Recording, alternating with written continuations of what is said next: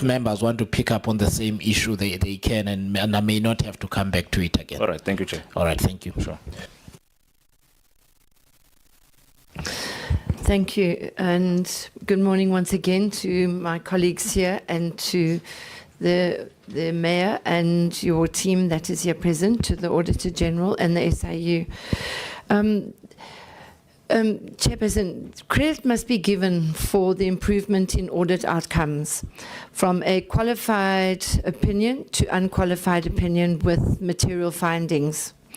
I think for the last 3 years, so that I think one must actually say that is something to be proud of. However, how has the existence of a hung council affected the municipality's ability to implement effective service delivery, consequence management, and oversight? That's my first question.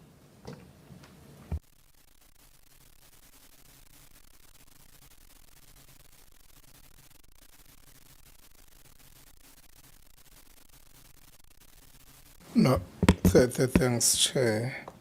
Honorable Member, like we said in our introduction, that we believe that our ability to manage or to work with all political parties represented in council is one positive step that helps us, because for the past 4 years, there's no stage where we have not been able to take any decisions that are, whether it is in terms of the budget, the IDP, those are compliance issues that we have never ever failed to make decisions. Of course, we are different political parties in council with different ideas and all, but when it comes to dealing with issues of service delivery, I believe all of us work together in the best interest of the people of the city, and I think that has helped us a lot. Like I said, of course, we are different political parties. We fight. There are times when we cannot conclude meetings, but it's not really on issues that have got to do with service delivery in the main. Thank you. No, thank you very much. And so the 3 areas that there were material findings, one was expenditure management, consequence management, and procurement and contract management. Now, it was the first year that you've had the consequence management and procurement. From the project and infrastructure management side, for projects with delays and cost escalations, what independent project audits have you conducted, if any, and what were the findings regarding accountability for non-performance? And on to that question is, how does the municipality verify that payments for infrastructure projects correspond to actual work completed on site? And what controls are in place to prevent overpayments? I mean, we heard from the Auditor General about the housing project, the 39 million housing project, that there was a challenge. If you can tell us a little bit about that, and that how would some companies whose tax affairs are not in order, and that yet they were still awarded contracts? Thank you.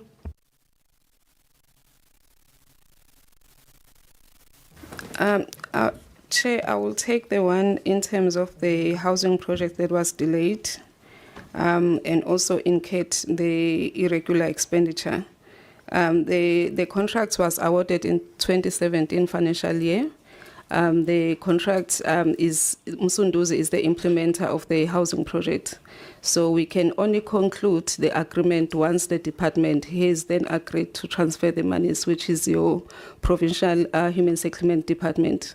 So the agreement was only entered into by the department and the municipality around 2020, towards the end of 2020, which then there was already a gap of about 4 years in terms of what was noted by the auditors. So there was beyond the municipality's control in terms of making sure that the agreement is signed timelessly, and the funding also, which is a huge factor in terms of this project. The issues that were then picked up by AG was the issues of escalating cost. Obviously, the monies in terms of the RDP houses, they have escalated from the time where we appointed the service provider to now. And what is currently happening on site was the issue of the services. So the issues that were picked up by the auditors is that of the delayed time, and also when the payment was made, the colleagues, they paid over and above what was supposed to be paid in terms of the BOQ. That has since then been corrected in terms of a certificate that was then issued by the engineer. Chairperson, the other issues that were then issued in terms of this item were the issues of non-compliance during the awarding of the contract in 2017. They include the issues of CIDP because we're appointing the implementing agent at the time, and there was no scope or even definite scope or even knowing that there will be an infrastructure of this, how much. Hence, then there was an issue with the CIDP because there was no scope at the time. They will still had to conduct studies and then determine if we need the park services or even the services itself. So there was the issue that was raised by AG. Over and above that, they raised an issue of disclosure on the same contract.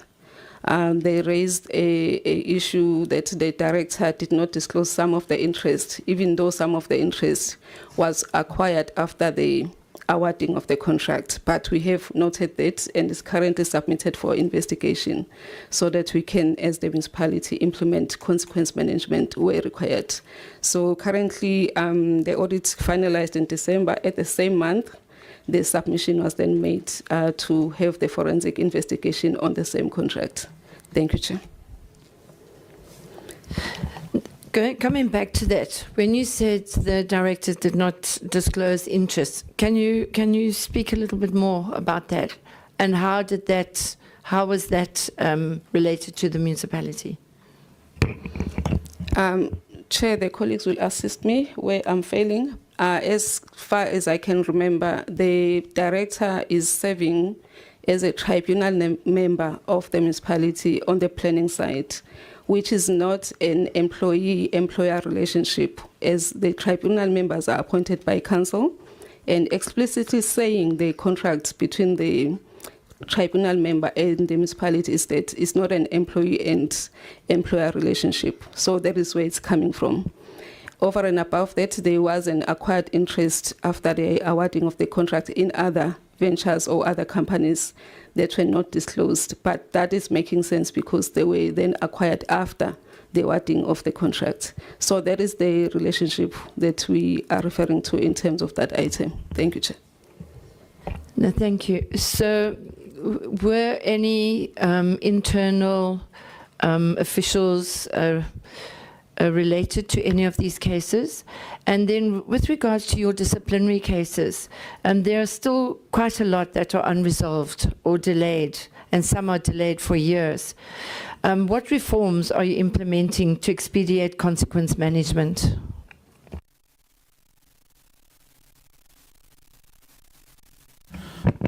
Chair, through you, I indicated, Chair, that most cases were not moving. When I joined the municipality, the case roll was sitting at 121, if I'm not mistaken. But to date, we have about 49 cases that are on the roll and in the process of being finalized. What we've done, Chair, following the incidences where people got threats that they will be killed and so on and so forth, we have since utilized the services of this SALGA panel with a view to expedite the roll that was long. But today, Chair, like we've indicated, the roll has since reduced drastically from the time when I joined the municipality. Thank you. Chair, how much time do I have left? 7 minutes. 7 minutes. Okay. So with regards to that, one of the SIU cases was with regards to security contracts. Can you tell us a little more about that?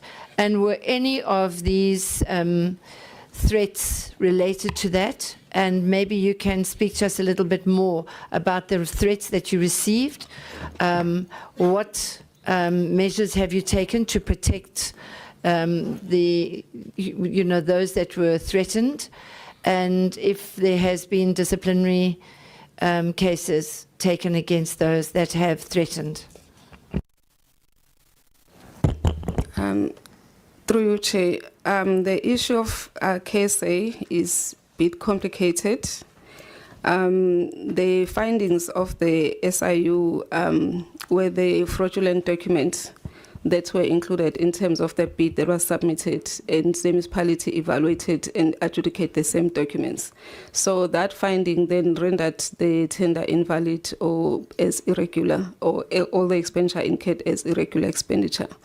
We were part of. I was one of the witnesses in terms of the case, and from the establishment of the case, working with SIU.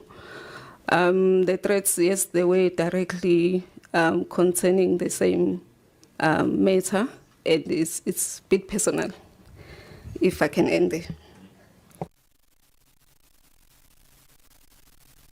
No, thank you. Basically, I think from the... so just the status of all your forensic investigations into irregular, fruitless and wasteful expenditure, what barriers exist in finalizing those investigations? What barriers? You say you're dealing with them. You've got 49 that are done. Is it capacity? What are the barriers that are stopping you from completing the balance? And thank you, that will be my last one.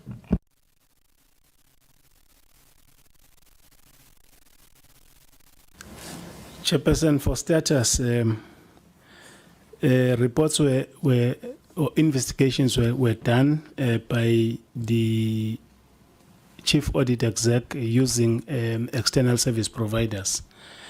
And the reports were then presented to Council. Because of the fact that Council is a hung municipality, Council will then degenerate.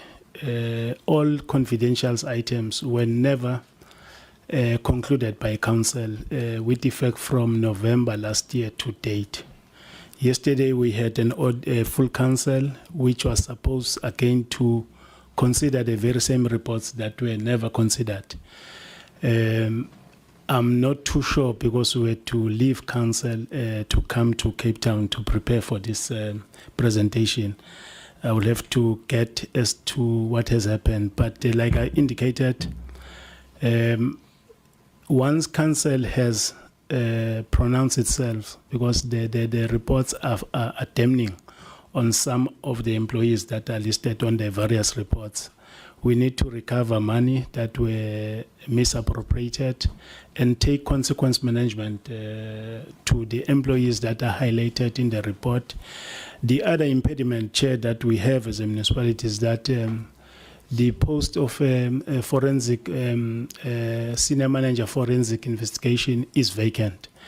Efforts were made to try and fill the vacant position, but because of the fact that our specific our requirements were not specific in terms of who do we want to appoint, we ended up having a number of people from the South African Police Services applying for the very same position.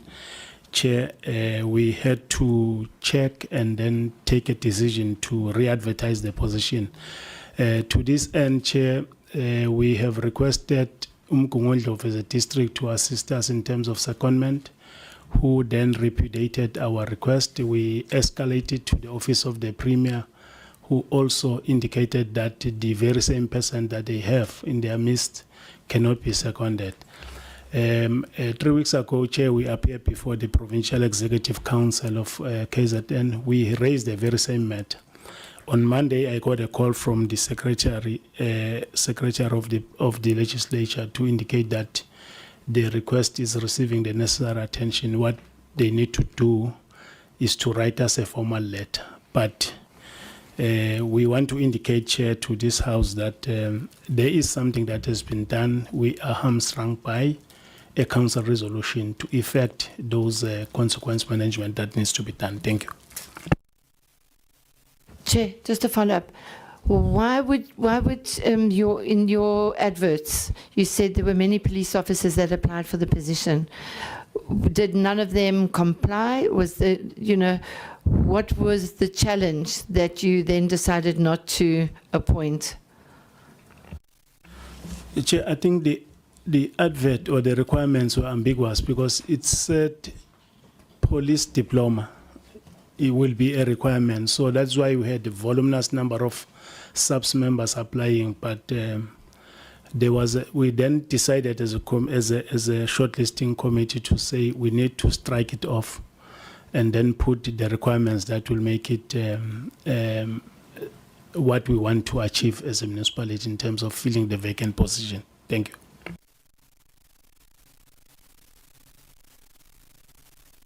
All right. Thank you very much, Honorable Nilmay. Honorable Maduna, are you ready or not? You're not ready. Okay. Thank you, Honorable Skosan. Yeah, no, thank you very much, Honorable Chair. Honorable Maduna's flight is only landing today. Since yesterday. Yeah, he checked in yesterday, but the flight only landed today. Yeah, no, morning, Chair, and our colleagues from SCOPA and from the Portfolio Committee on COCTA. Our guest from Umsunduzi local municipality, led by the Honorable Mayor, the SIU team and the HESA team, and our support team and other stakeholders present. Good morning. Yeah, no, Chair, we appreciate the opportunity to interact with Umsunduzi local municipality. I learned earlier today from Honorable Madlala that Umsunduzi local municipality is actually the capital city of KZN. Because my assumption was that the capital city is eThekwini. So I learned today that no, Umsunduzi is the capital city. So we are quite a serious municipality, the capital city of KwaZulu-Natal province. No, we really appreciate that. Just to start on a positive note, I want to join my colleague Honorable Nilmay in congratulating you for getting an unqualified audit opinion with matters of emphasis from the HESA for the year 2024-2025, because for 2022, 2023, 2024 you got a qualified audit opinion. So we want to congratulate you on that, and we hope that in the coming financial year, you are going to receive a clean audit. It's quite a relief, because yesterday we were with another municipality, which is called Masilonyana local municipality from the Free State province, which has had 9 disclaimers, 9 consecutive disclaimers. So it's a relief that today at least we're meeting with a municipality that has graduated from a qualification to an unqualified audit opinion with matters of emphasis from the HESA. Just to comment on the issue of delegation, which the Chair I think has covered it very well, which is our consent. But what is more concerning on my side is that as big as the delegation is, there's only one councillor in the delegation. At least if there are 2, who else? Oh, chairperson of MPEC. Oh, okay. Oh, okay. No, that's better. No, I thought it's only the executive mayor. Nearly fired you, the chair of it. You nearly found yourself fired by Honorable Skosa. Oh, no, that's better. But at least if there was also the Speaker of the Council, I think that was going to be better. Honorable Mayor. You imagine if the president was invited in another country and he takes all the DGs and the HODs and then he does not take any politician to accompany him, it does not look good. We don't encourage the issue of big delegation, as the chair has indicated. But however, if we are able to afford such a big delegation, but yet you prioritize so many officials and then you leave the key political office bearers, it doesn't look good. Just first, one simple question for interest's sake. I see in your organogram, executive mayor, because an organogram is adopted by the council, obviously, that your section 56 managers are referred to as deputy municipal managers. I'm not complaining, I'm just asking for interest's sake, because I know that in other municipalities are referred to as directors, in other municipalities are referred to as executive managers, in other municipalities are referred to as HODs, in other municipalities are referred to as general managers. So it's for the first time I'm interacting with municipalities where the Section 56 managers are referred to as deputy municipal managers. I know that in terms of their role, they are assisting the municipal managers because they are reporting to him or her. And even when the municipal manager is not there, one of them will obviously act. But it's for the first time that I see them, in terms of their title, being referred to as deputy municipal managers, just for interest's sake. Why is that the case? Why the choice of that title?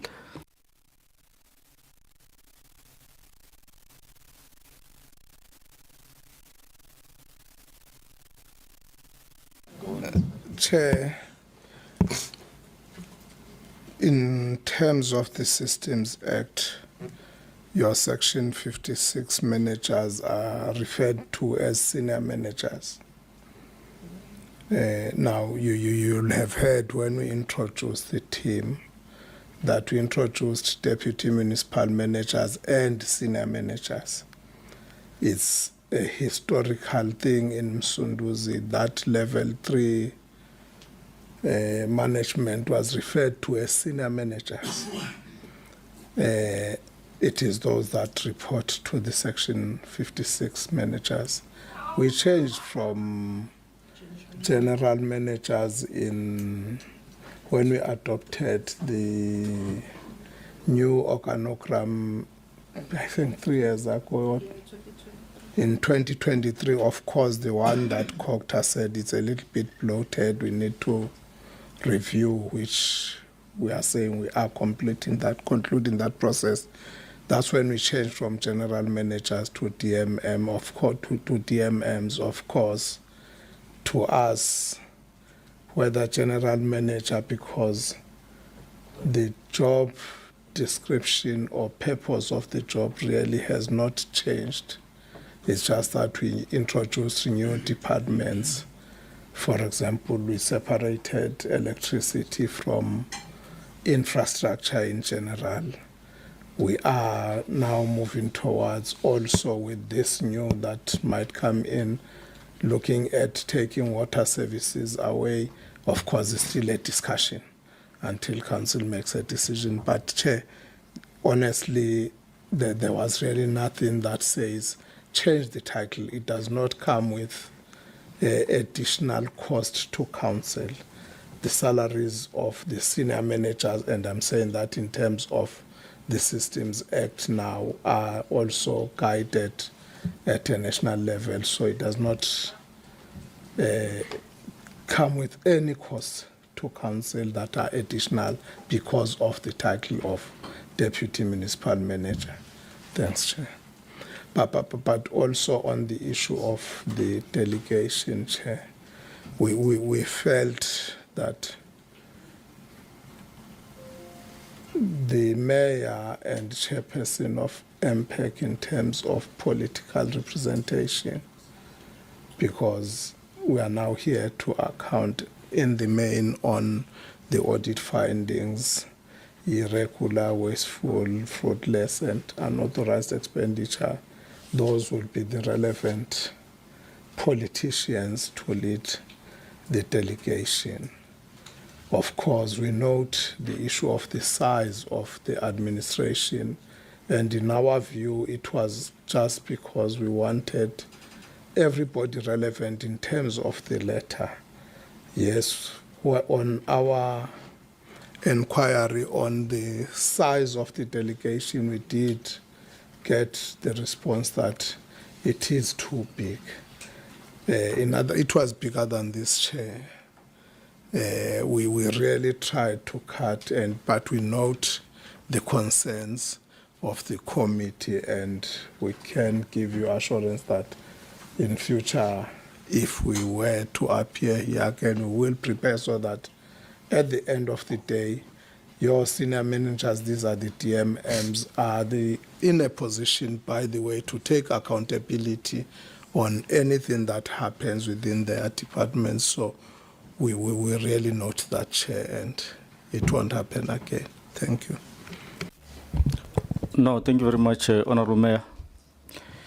Yeah. What specific internal control weaknesses that were identified by the HSA, and what steps have been taken by the municipality to address those weaknesses?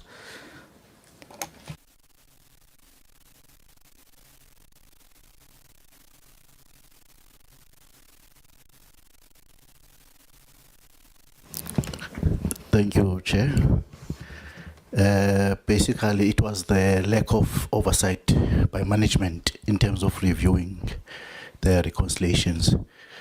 If you remember, in the previous year, we were qualified because of the lack of reviews when the officials are doing the journals. So what we did, we ensured that all the staff get capacitated in terms of training, and we also ensured that all work is being reviewed and approved by the relevant managers. Thank you. No, thank you very much. Now, coming to the issue of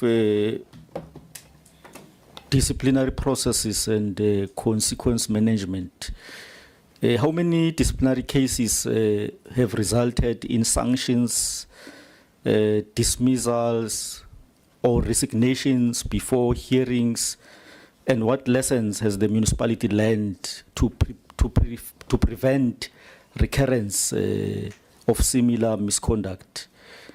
And for disciplinary cases that have been delayed or remain unresolved for extended periods, what are the root causes of these delays, and what reforms have been implemented to ensure timely resolution of those cases in the past financial year, which is 2024-2025?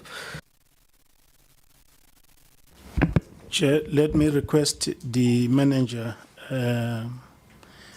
employee relations, to assist us with the stats that the honourable member has requested.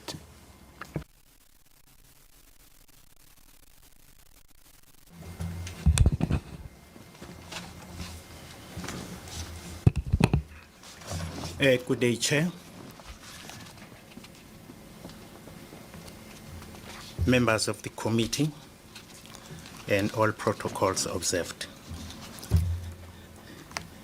To start with, I would like to address the issue of delays in terms of consequence management. The issue of officials being threatened has been addressed by the municipal manager.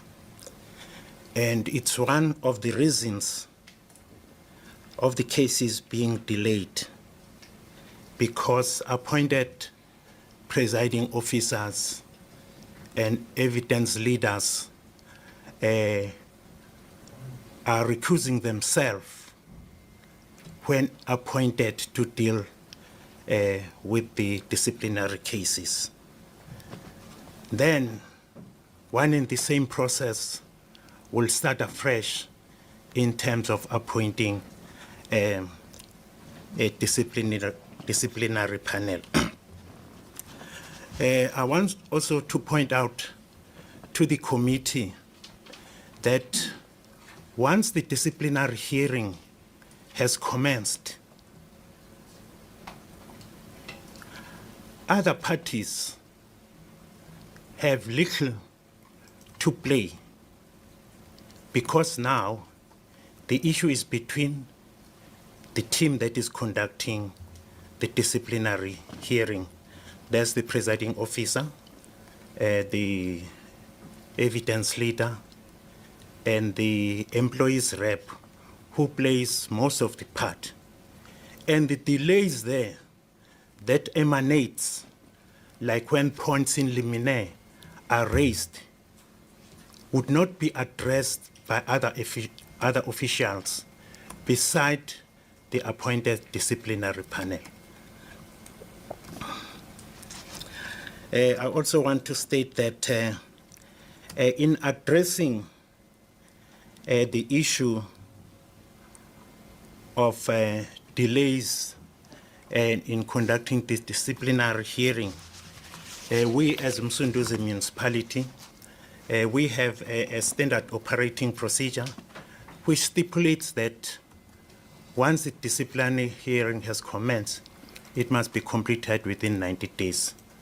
But I would state that, however, in some cases, as I have alluded above, it sometimes goes beyond that 90 days stipulated by the standard operating procedure. That was, I was addressing the issue of delays in disciplinary hearing. There have been a number of sanctions issued in our municipality resulting in consequence management, ranging from dismissal, final warning, and some of, I won't say these are sanctions, because some of the employees, when they are charged, then they take early retirement or resign. So our hands are tied there, because our collective agreement allows for employees who are charged, if the verdict has not been issued at any given time, if the verdict has not been issued, for the employee to take early retirement or resign.